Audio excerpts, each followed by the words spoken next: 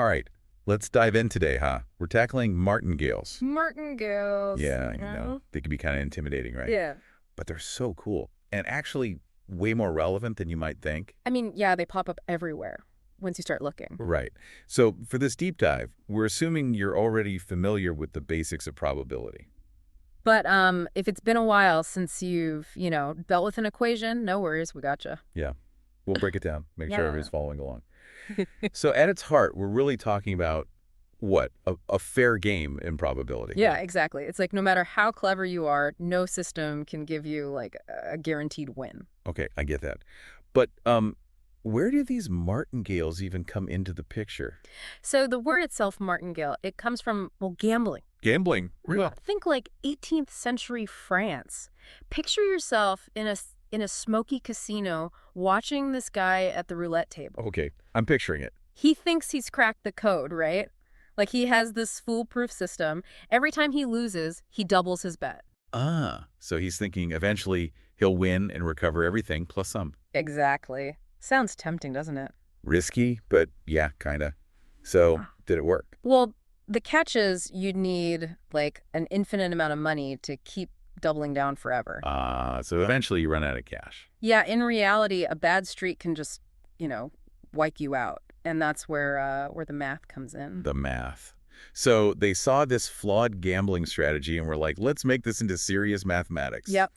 Guys like Paul Levy, Jeanville, they took this idea of doubling down and they formalized it, developed a whole mathematical framework. So from smoky casinos to like abstract math. What a journey. And they called it, well, what else? Martingale theory. So what exactly does a martingale look like in, math terms? Actually, it's simpler than it sounds. Think about flipping a coin. Okay, classic coin flip. Heads, you win $1. Tails, you lose $1. You keep track of your winnings after each flip. That running total, that's a martingale. Hold on, I think I see the connection to the gambling thing. Each coin flip is like a bet, and the gamblers is trying to, like, force those wins and losses into a martingale. Yeah, spot on. That's the beauty of martingale theory. It helps us unpack those random events, shows us why some strategies, well, they're just doomed to fail. So that martingale betting system, it's like trying to fit a square peg in a round hole. Yeah. Math just shows us why it doesn't work. Exactly. It's math revealing the truth, even when it goes against our gut feelings. So we've got history, we've got coin flips. What else can these martingales help us understand? Oh, tons of stuff. They're super versatile. Like, ever heard of Dub's martingale? Dub's martingale. That sounds pretty cool. Heck yeah. But how would I, actually use that? Like in, say, my financial planning? Well, think about it this way. When you update your budget every month based on your spending, you're kind of using a Dub's martingale. Wait, really? Yeah. Let's say you start with a yearly budget. Each month, you adjust it based on what you've spent, right? That's refining your approximation as you get more info. That's the core of Dub's martingale. So each month I'm getting closer to the real picture of my spending. It's like a detective gathering clues. Exactly. Each piece of information brings you closer to the truth. And because this sequence of budgets is a martingale, we've got these mathematical tools to analyze it, make predictions about where it's headed. So it's bigger than just budgeting. It's refining any prediction as we learn more. It's Yeah. awesome.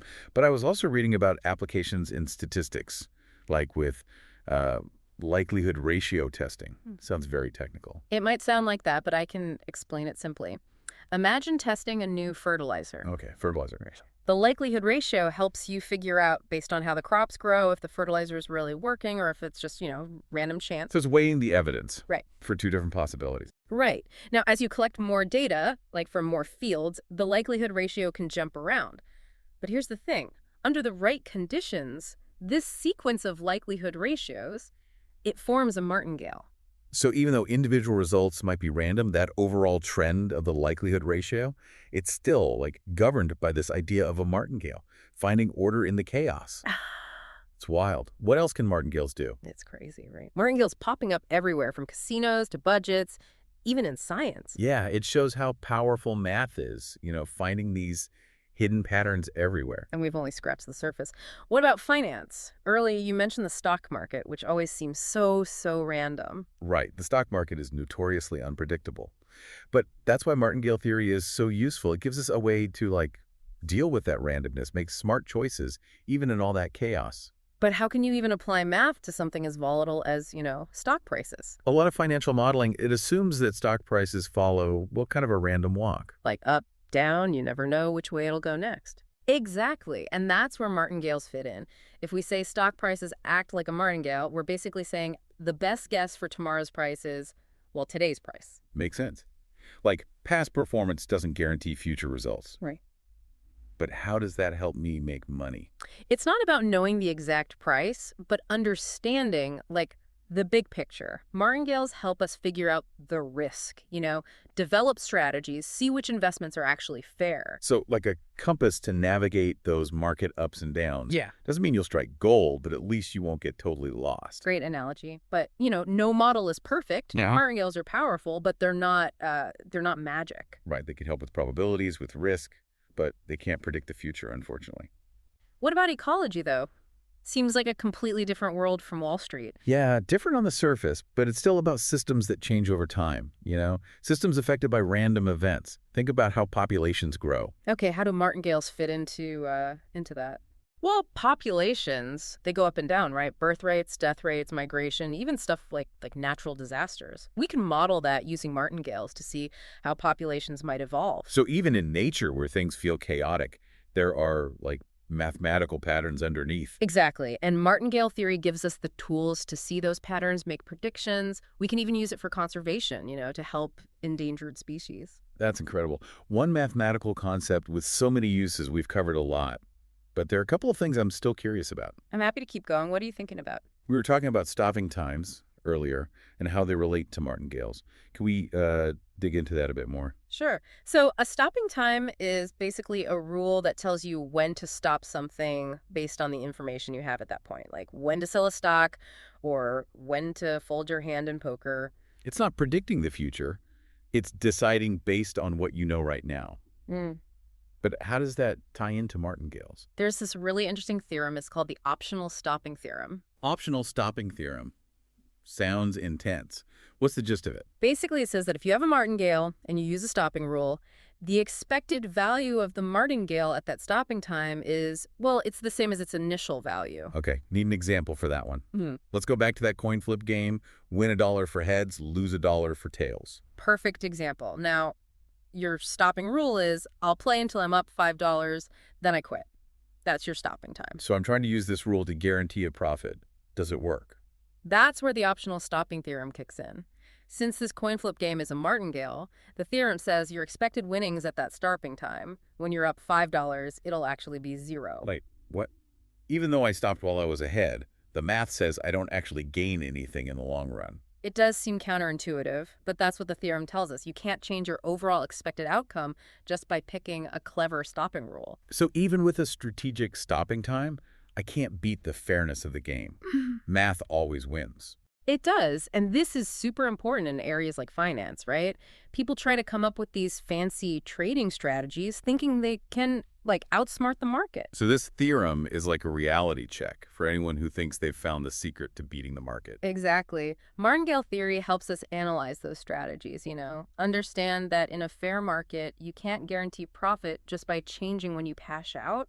Man, the depth of this martingale stuff is really hitting me now. From gambling to finance, ecology, and now this theorem.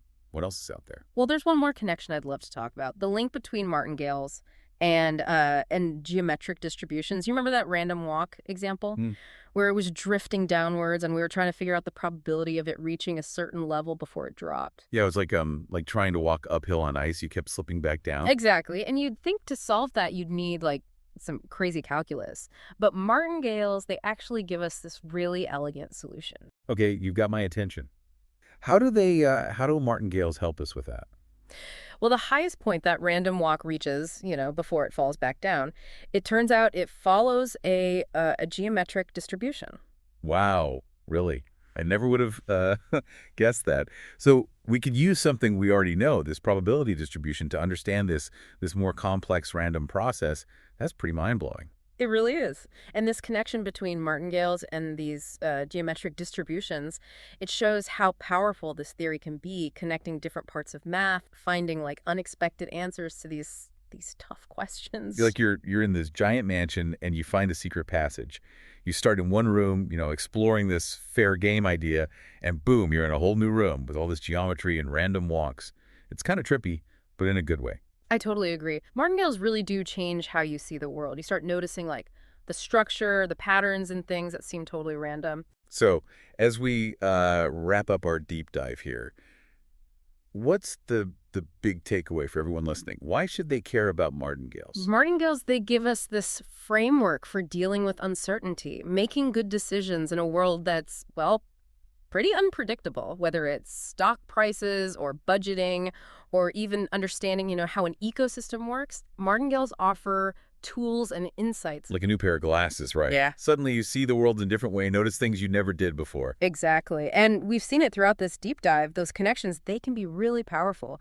Martingales help us make sense of complex things, see the risks, make better decisions, no matter what's thrown at us. So even when the world feels like it's just pure chaos, martingales remind us there's often, an order to it all. And that understanding, it can be really freeing. You can face the unknown with more confidence. I love that. Well, thanks for joining us on this exploration of martingales. Hope you found it as exciting as we did. Keep exploring, keep learning, and yeah, keep diving deeper.